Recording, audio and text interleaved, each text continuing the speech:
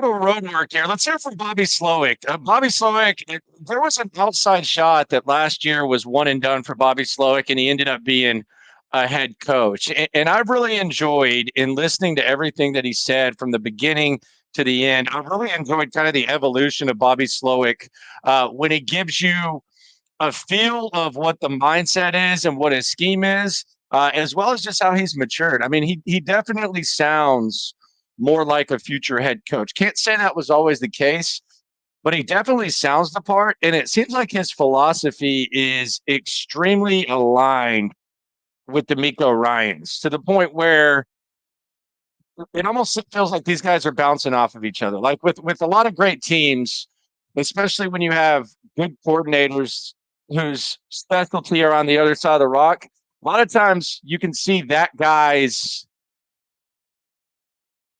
philosophy, that guy's mindset, that guy's mannerisms. You can see it bleed throughout a football team and almost mix. 85 booms. I mean, we know about Buddy Ryan. You've seen Bill Belichick and Tom Brady / Josh McDaniels. I like when a coordinator clearly has a big hand or grasp of what the philosophy is, especially with a young team.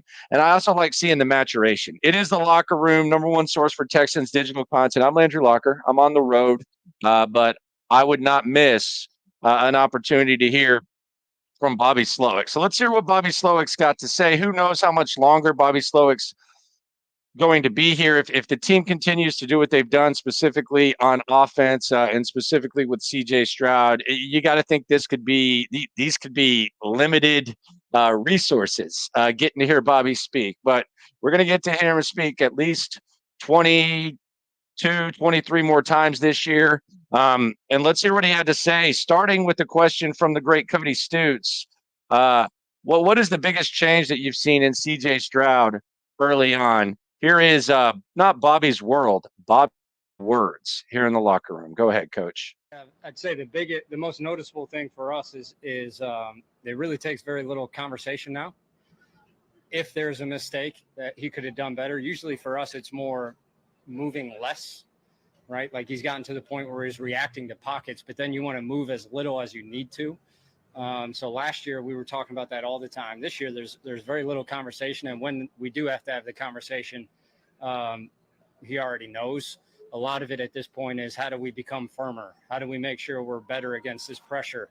How do we help the right guard? How can we be better in our drop? It's something very subtle in which direction we're going just to help the O-line. Might be a little leaky, but we can still operate. So there's a lot finer detail when we get into it, but by and large, it comes up a lot less often. And he said that he was going to work on footwork a lot with CJ. So we heard Slowik talk about that. Now we're going to go on to one of CJ Stroud's favorite target. His favorite target last season. That could be in the air with the way Stephon Diggs and Tank Dell have looked, but it's a good problem to have. But make no mistake about it, Bobby Slowik is a big Nico Collins fan. Nico is coming off his best year of his career, and you all added, another top tier receiver. How has he handled that? He's exactly what you want. Nico doesn't change. He puts his head down and he works every day. Doesn't matter what time of year it is. It could be the off season. It could be in season. He could be fighting through an injury. He could be 100% healthy out there grinding. I mean, he's one of the more consistent players we have, which is why he's so fun to be around. I mean, he's got great energy. He's a great young man and a really good receiver. And I mean, the way he goes about his business is as professional as you could be. He's fun to coach. He just lights up talking about Nico Collins. And he lights up talking about most of his players. I thought this was an interesting question. It was asked about the offensive line, and it basically went from the offensive line to the tight ends to the receivers. This was really in-depth stuff from Bobby Slowik, talking about the play script and the offensive line and how that's impacted throughout the entire team.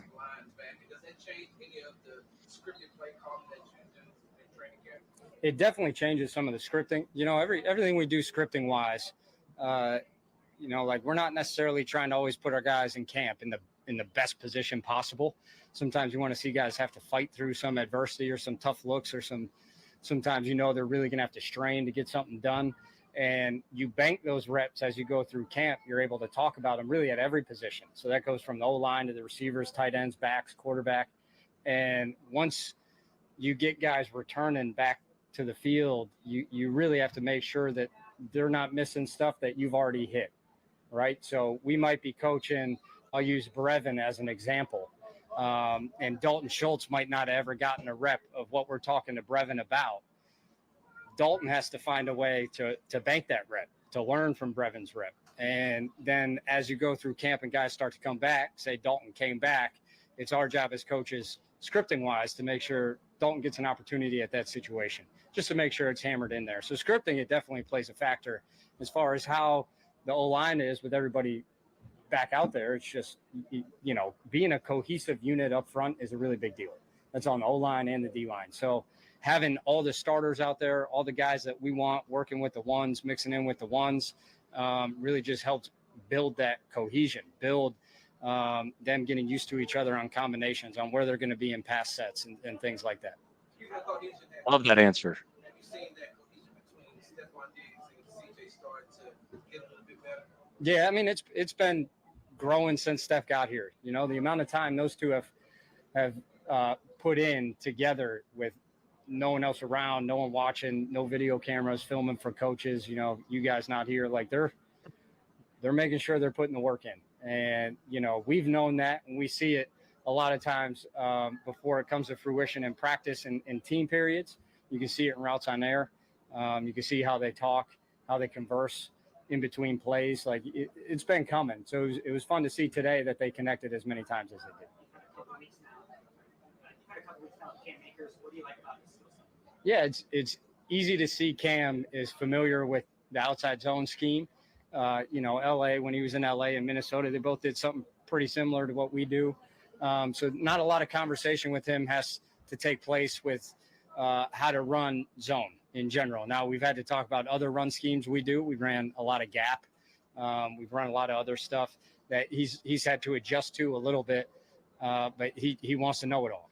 He is thirsty for knowledge. He's always asking questions. He wants to make sure that when we put him in, he's doing the right thing. He really wants to do anything he can to help us. And the crazy thing about that is that's like the complete opposite of Dameon Pierce. So I don't know if those conversations are something that they want to avoid and not have to coach, but the lack of a scheme fit for Dameon Pierce has been a talking point, and it's only intensified as you see someone like Cam Akers come in and show some things. Can you talk about him following yeah, he was the top, kind of caller recruit. Do you still see that kind of burst exposure talent that made him kind of a player like that? Yeah, I think it's easy to see in these preseason games, the way he's gone out and he's made plays. He's made people miss in space. He's been at the right spot. He's had, I think, almost no mental mistakes, maybe one. But one. Extremely reliable. You see all that. Talk about how deep the receiver room is. Can you talk about the kinds of things you guys look for as you get through preseason and decide ultimately who's going to be here? What are you looking for from the guys at that level? Yeah, I love that question because that's an easy question for us just because it hasn't changed in 2 years, right? Like we want people that play aggressive, confident, fast, and physical. And really, the more we're on the field and we go play in preseason games, I think it'll show as we go through this. It definitely has started to show in camp. The guys that wind up over the course of camp making a lot of plays are the guys that play with that mindset.